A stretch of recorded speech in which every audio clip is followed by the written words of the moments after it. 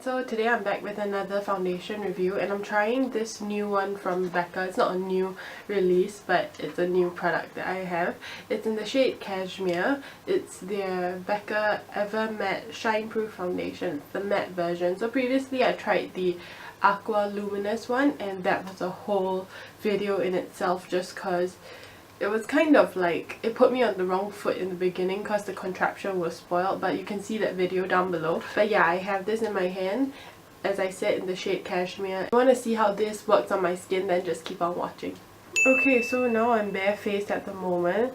I'm thinking that I might actually use a glow inducing primer on half my face instead of my regular mattifying one.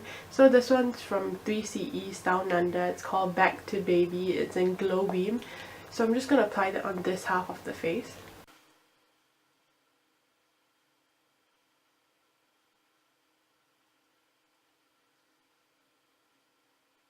So this is how the product looks. It's in a regular kind of sunscreen tube, and yeah, I'm just going to squeeze a little on the back of my hand. I think we're going to start out slow just to see how much coverage it gives.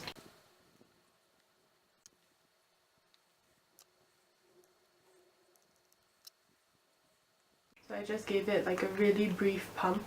I think I'm going to be using a kabuki brush, maybe on this side. We'll start with the non-prime side first.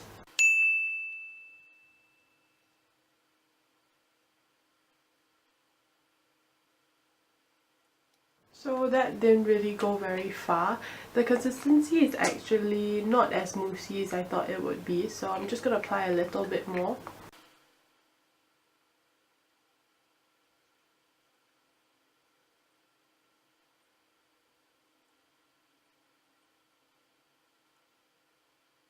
So this is with one light layer, and you can see it's pretty mattifying. It feels like there's no tack at all, and it's set immediately. And this is with the glow primer, that's why there's a sheen, but my acne spots are still peeking through on this side, and this side is fully matte. I have like a huge blemish here, which you can still see, and a couple here, but I mean, those are quite textured surfaces, but overall I think it did cover up a lot of my other acne spots. I think you do need to apply a lot to get a full coverage. At the moment it's giving me a medium coverage, so let's just try to build up on certain areas.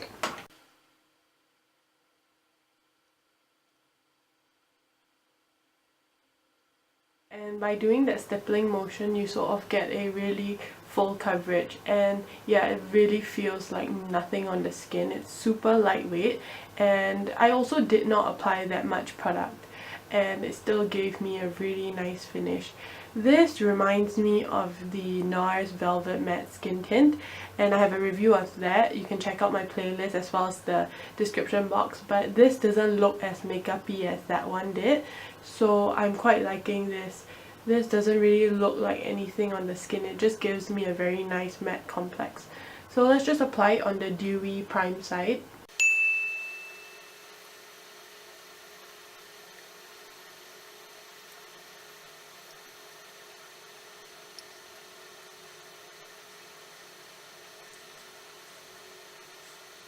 Okay, so basically I just want to explain why I use a dewy primer. It's just because people with kind of a really dry skin type might want to use something hydrating underneath, like a moisturizer, or even, I don't know, something illuminating, and this is the finish it gives.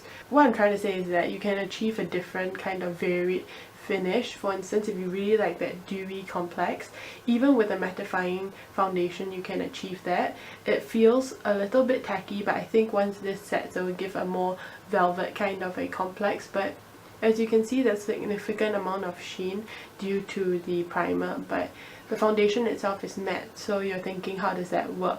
I guess what it shows about the foundation is that it still allows whatever you put underneath to shine through, which makes it great for layering on top of your favorite products. For me, I love a good primer, and I really like the Hourglass Mineral Veil Primer. I like the finish it gives, so I would love my foundation to sort of still let that shine through. So I think people who really like that kind of Korean-esque makeup will like this side a lot more, but me on an everyday, if I don't want to like strike too much attention on my acne prone skin during my period, then I'll go for this kind of a finish. But I'm loving both sides. I think it's a very versatile foundation, which I didn't expect to come from this. I think at this point I'll just take you out further to see the colour match. So as you can see, it matches me really well. This foundation has a very nice yellow undertone, which I love, and it's very brightening without looking too pale. Foundation itself feels really full coverage and almost like barely anything on the skin, especially this side. Because it's set to a matte finish, it feels like nothing at all. Like, I mean, it's set so well that as I'm rubbing, I don't think there will be much transfer on the fully matte side. So yeah, I'm just gonna do the rest of my makeup and I'll get back to you.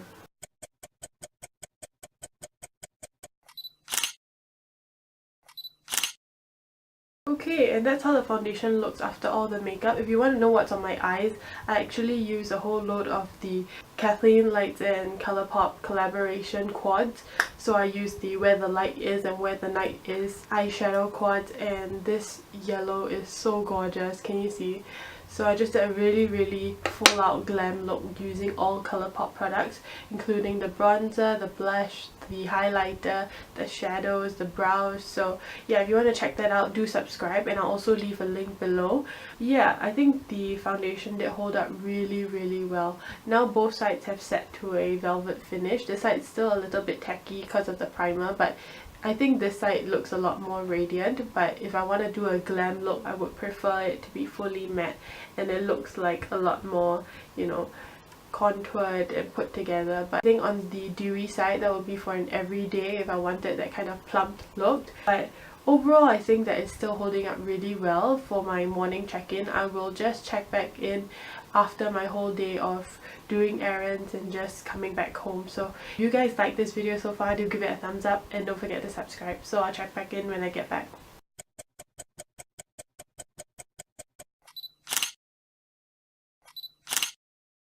Okay, so I'm back from a pretty long day, and this side still is a little more sheeny than this side, but I think both sides significantly has a little bit of oils peeking through. But what I can say is that everything is looking really put together. I mean, for a glam look, I left at about 8 AM and it lasts all the way till 5 PM. I think this is a good solid duration for overnight party, and yeah, it looks really good.